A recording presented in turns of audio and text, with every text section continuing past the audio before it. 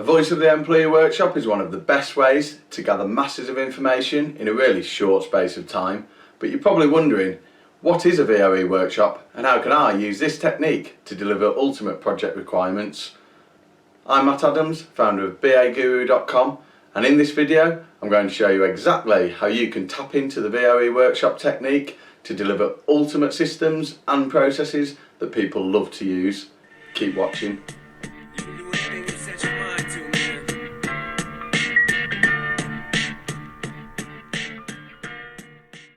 So a few years ago, my friend was having a dinner party. He didn't know anything about his guests' eating habits or drinking habits, but he wanted to give them an amazing night. So what did he do? He asked his guests 3 simple questions. What do you like to eat? What don't you like to eat? And what are your 3 favourite foods? By asking these 3 simple questions, he was able to make just the right amount of 2 different meal options. But what did it mean? It meant every guest felt that each of the meals had been cooked just for them. And what's more, he had 0 waste. Back in 2010, I embarked on a major project that would re-engineer a complete new process and system. I didn't know anything about the current system or process, but I knew I had to squeeze as much information out of the employees as I could in the little time I had with them and outside of their own hectic day jobs. But what's the one thing that makes transition to a new system really difficult? Arguably, it's the training people need and the ability they have to step out of their comfort zone. By understanding the people that currently use the system, you remove a huge barrier to resolving their pain in adopting the new ways of working. But not only that, you have a much better chance of increasing consensus when the new ways of working finally come into place. So now you understand how a VOE works and how well they work. Let's jump right in and tell you exactly how to do it. And at the end, I'll give you some major tips that will avoid you looking like a BA fool. So the first thing you need to do is arrange the workshop. Find between 4 and 8 employees who know the process or system you're analysing. Give yourself a couple of weeks to get them involved and get objectives for them. And get consent from the manager, but don't invite the manager. Why? Because employees won't be willing to talk as much while the manager is present. So, now you're holding the workshop.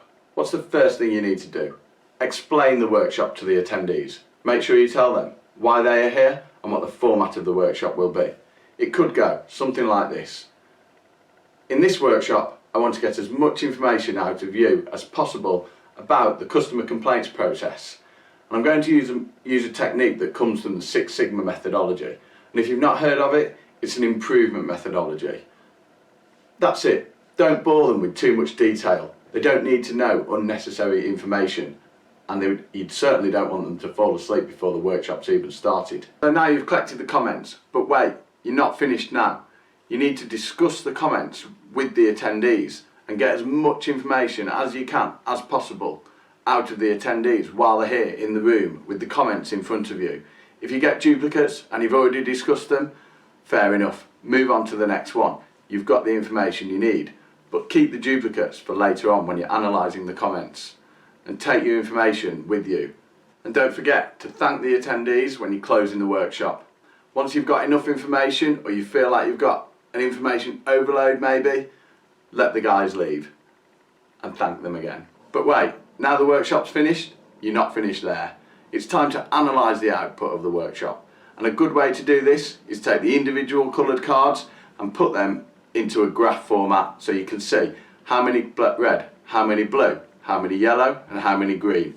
Another good way of doing it is breaking them down into people, process or system. Now this takes a little bit more competency, but it's a great way of presenting back the information. But it's outside the scope of this video. But the next thing you need to do is follow up on any assumptions you might have made around the comments that you've received from the workshop. So this is a key competency of the business analyst, to obtain a thorough understanding of any comment that's been made by any member of the team. So what about those 3 major tips that I promised you? The first one is make sure you take more red and blue comment cards into the workshop than green or yellow. And that's because every workshop that I've ever held, the red and blue have been the most popular. The second tip, make sure you tell the attendees the next steps and that you will be following up on any assumptions that you've made during the workshop. And that way, they won't be surprised when they see you at their desk asking lots of questions or just a few questions.